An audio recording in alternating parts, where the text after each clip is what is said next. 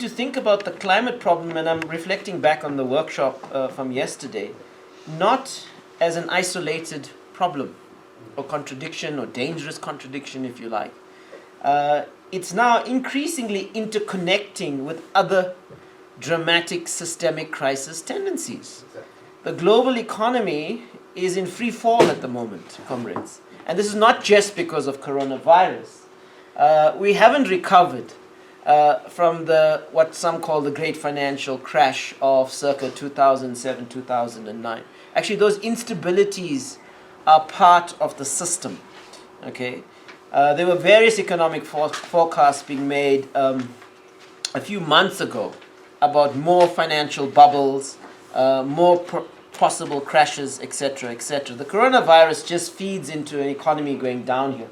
So, if you've been reading the headlines, and I've been trying to follow it over the past few hours, I mean, the New York Stock Exchange, this is serious stuff. There's workers' money, pension funds, all of these things invested in these institutions, unfortunately. So you've got the economic crisis that's worsening. You have the coronavirus. Some people use the language of black swan events and so on, as these things are unexpected. But this has emerged, and it is testing all our social infrastructures across the world right now, and all our societies. We are also seeing, in the midst of all of this, exclusionary nationalist responses. We are seeing major divisions on the planet, etc. So we are living, comrades, in a new abnormal. I think we've got to start wrapping our heads around this idea. Even after the coronavirus, we're not going to go back to some state of stability and so on because of all these other crises, which are very real. They're empirically there. They're staring us in the face. Okay. We are going to be going into a very, very different world. Okay. I say this to my students as well. After 1 degree Celsius increase on the planet, we are living in a new world. Most people don't internalize that. Okay. Because that does bring more shocks, more changes, more shifts. We are now heading to a 1.5 degree Celsius increase in this decade, coming decade. That's going to change our world even more dramatically. Okay, so we are dealing with all of these crises, tendencies. We need to think about complex crises, complex consequences, and how do we do activism around that? How do we do activism about grand systemic change? Because this is what it's about. Okay. The other point I want to make about the science is that in 1979, the top US climate scientists presented a report to Jimmy Carter. And this was based on what was happening in Hawaii and the Keeling curve and all of those kinds of things. The climate science and evidence was very, very clear that climate change is happening. And the planet is heating because of carbon emissions and greenhouse gases and so on. Carter then asked the National Academy of Sciences in the United States to look into this and to further verify the science on this question. 3 months he was out of office. Reagan comes into power. 3 years into his term, the National Academy of American Sciences present a report which verifies climate change and so on. But their mass communication is very muted because of the political pressure of the Reagan regime. Okay, I mean, the first thing he does is remove the solar panels of the White House roof, etc., etc. But the story I'm telling here, comrades, is the story of, well, some will say how we lost the earth, and I'm not going to be so dramatic about it, but it's really about the political economy of fossil fuel industries and carbon capital.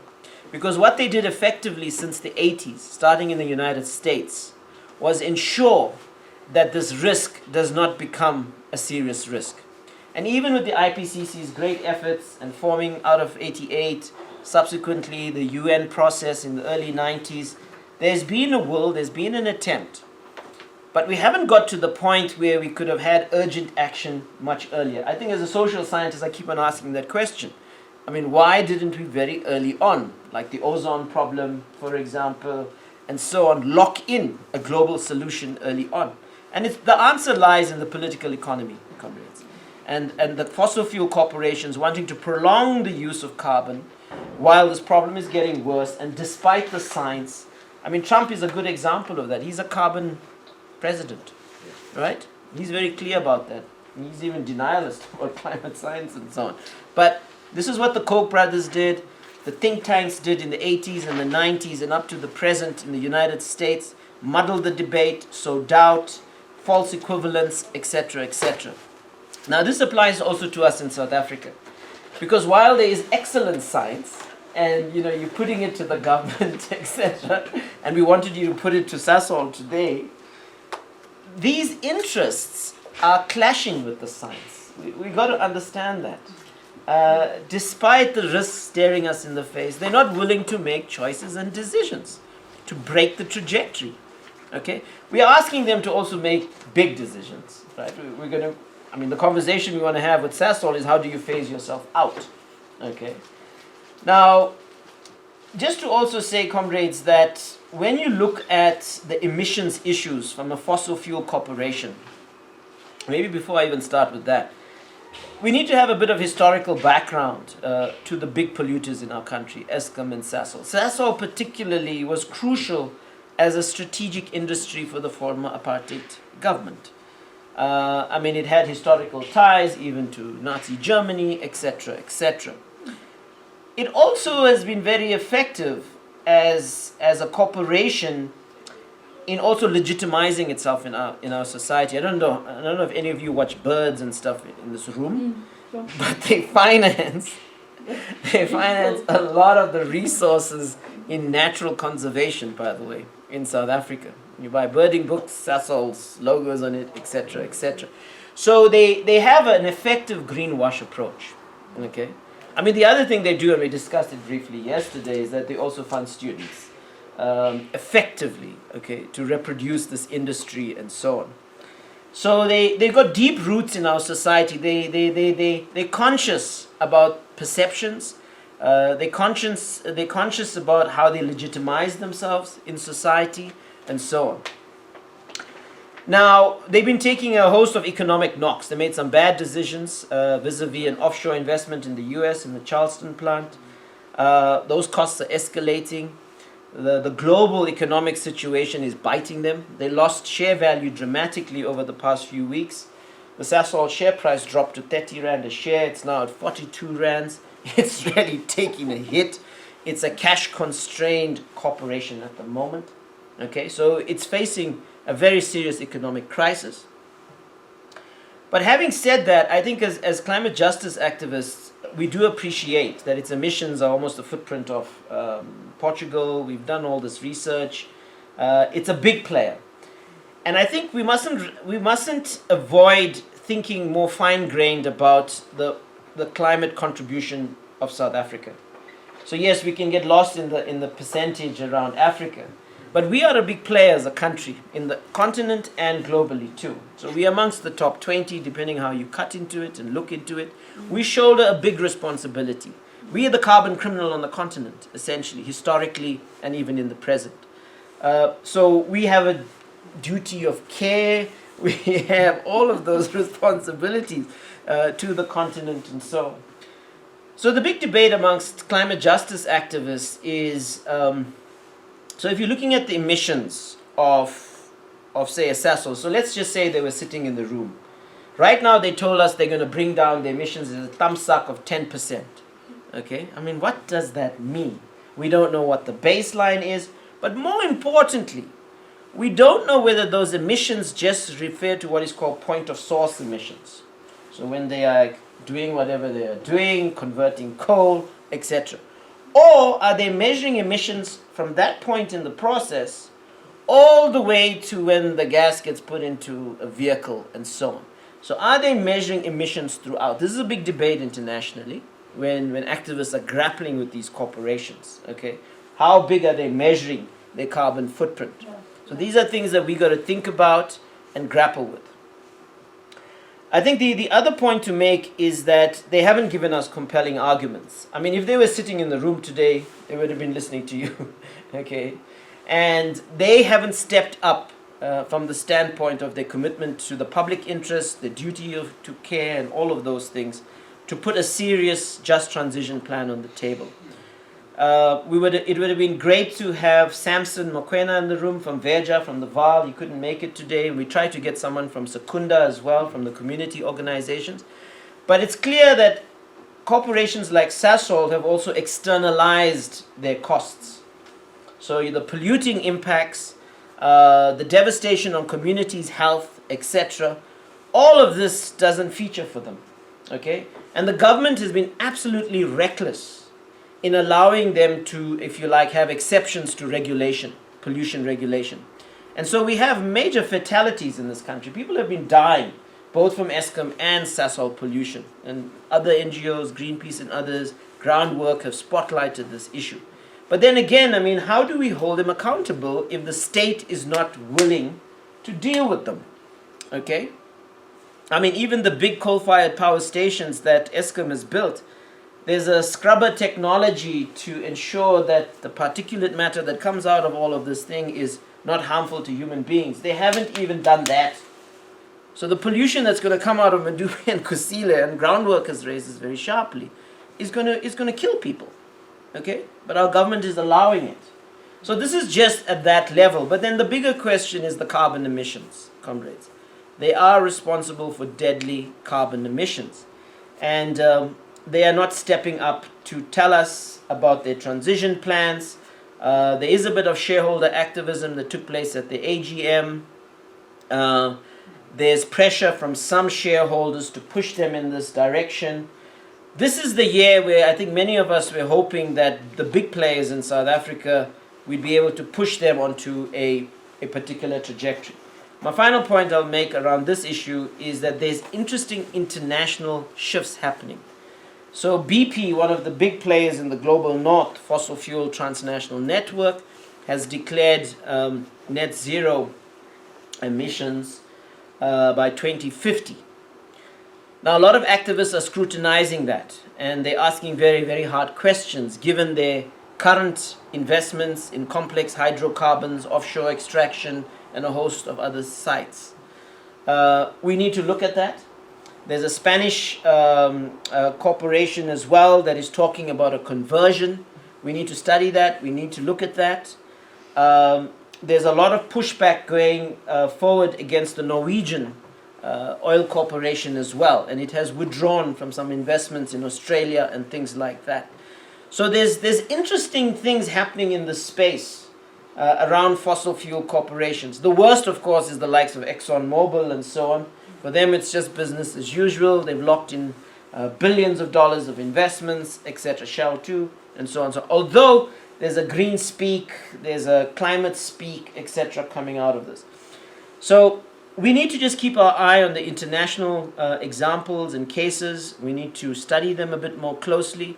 And we need to incorporate this into our submission to Sasol. So we're also going to be referencing your science, if that's okay, Francois, as we go forward. Comrades, are there any specific things you want to share around Sasol that we need to think about, that needs to inform our submission to them? Please give us your input quickly. So one of the arguments they always raise is that they just say, so you can repurpose carbon dioxide, so it should not be... Did a lot for me in terms of foregrounding that into my mind, and then I think I'll be continuing to think about the kind of things that in my conversations with other people who I'm trying to conscientize, what do I have to, learn to transmit in a way that's more digestible for them. Okay, well, for my side, it was quite an insightful workshop, of which what I will be taking back home to my organization. It will be the process of the comments to the Climate Justice Charter, and also the preparations towards the 19th of April Solidarity Action at local level. Yeah, I think this will be a common theme, but I'm very excited about how much information there is to learn and how much I've learned through the last 2 days. But also not ignoring and actually focusing on how dire the circumstances seem, because like I was talking about yesterday, there is a shock doctrine, there's a shock that needs to reach the people to get people active about these things. Also just learning from different universities how they're taking up the challenge and how we can, as Stellenbosch University and Cape Town, can learn from what's happening here. And I think it's going to benefit everyone through these networks that have been created. Yeah, thanks. I thought there was really nice interaction with other activists from other organisations and parts of the country. And I also really liked the way in which we collectively responded to the COVID crisis and the way in which it was being managed, nationally and at WITS and so on. I'm going to go back and liaise more with Ntsika and comrades in the Eastern Cape and report back to Amandla Collective. Yes. Thanks, everybody. An honor to be here and an honor to meet many new friends and comrades. I look forward to keeping in touch, and I'm going to report from this gathering and the previous one to folks in North and South America and the smaller group in Asia that I'm growing with. So just to remind you all that you're, despite any frustrations you may have, you're far ahead of a lot of other places in the world and setting a standard for all of us. So thank you. Thank you. My take would be that it's always a pleasure to be part of this class, and I've learned a lot. But also there's this thing of colleging whereby we all share different struggles as we are from different organizations. I think that alone also gives someone else a lesson, like, okay, maybe I also need to do 1, 2, and 3 in order to achieve what that organization did achieve. So it's kind of eye-opener to share our struggles here. And one other thing about the unions, we had a meeting with SAFTU in Durban, and they told us that their resolution this year is to work with CSOs, not with the political parties. So I think we can also engage with SAFTU on our different corners. Excellent. Excellent. I think I'll start off by saying a sincere thank you to Vish and the COPAC team for continuing to pull together these emergent political spaces. It's where the most exciting dialogue emerges, and it only happens when we bring so many different perspectives together in a room. It is the important political work that we need to be doing, and because of teams like these, it will continue to happen. So a sincere thank you for myself and John. In terms of going forward from here, I think there's a lot that we as an organisation can learn from the discussions that happened here, and we will go back and discuss in our own circles, see what we can offer and how we can aid in growing the activism and information campaigns around this truly inspiring document that is the Climate Justice Charter. So thank you very much. Thank you. Thanks. I'd like to start also with a thank you to everyone, and I think it really gave effect to an activist school, because as a school I've learned a lot, and I think there's so much more to learn as well, but thanks for the opportunity. I need to say that as much as Chisimani sort of featured quite prominently in the way forward and sort of commitments that I've made, I think it's probably important to note that it will be subjected to democratic processes. But then there's also powers of persuasion. So anyway, so there is a general, in principle, agreement around climate justice, activism, etc. It's not landed on our annual calendar. It doesn't mean that we can't take forward as some of the commitments made, but it also would help, I think, with other activists here who are familiar with the Chisimani Centre, because we also respond to requests. So it's not just internal process, democratic processes are also external. So that we just see that as possibilities and opportunities. But thanks, and look forward to the march. Let it not be too long, the march to October. Let it be decisive. Thanks. Thanks very much, everyone. It was really great meeting you all and interacting with you. I learned a lot from all of you, and I hope I'll be able to fulfill the commitments that I've made. There's always more to be done than one anticipates before starting such a workshop. But especially thanks to you, Vish, and Janet and Courtney for pulling this together, and not only the workshop, but Jane. Jane, sorry. Jane, sorry. Janet's an associate. I didn't do anything. But not only the workshop itself, but all of the travel arrangements and all that, that's gone so super smoothly. So thanks so much for doing this and giving me the opportunity to be not only part of this one, but the Eco-Social Story, which I think provided a good framework for this work. Thank you. Hi everyone. First of all, I'd like to thank Kobe for inviting us here. I've gained so much here. I've gained so much, like so much. It was a pleasure to be here. Now I'm ready to go to my community and discuss everything, and I will look the way forward. Thank you. Great having you. Thank you, everyone. I also, yes, feel very honored to be on this workshop. Although I've been like in previous ones, but like this one, like it's very important. I think it's because of the pandemic thing, but it's very important, especially for our community in our rural areas. And yes, I'm looking forward to actually go back with my young people's department and actually like report back and like do as much action and working together with. I just spoke now on the WhatsApp group of one of our organizations that are we coalized with. It's called the Rural Women's Assembly, and next week they are going to have, hopefully, they told me that they are going to have in their place a journalist from Daily Maverick from here in Johannesburg, and they are planning to actually find our transportation to there so that we can also be there.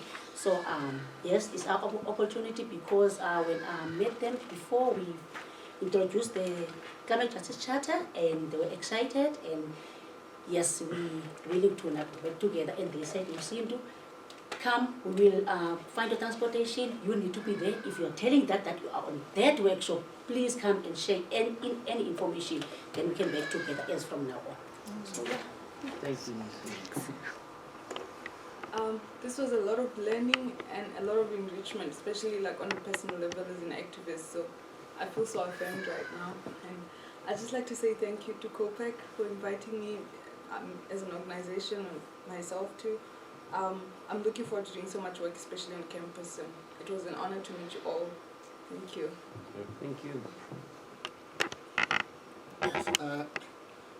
Mostly it becomes sometimes an honor to come to such gatherings, because on the other hand, as social workers or community-based workers, nobody fills our cup. But when you come to this platform, generally you get fulfilled, because then somebody else informs you on so that you don't become complacent in your work.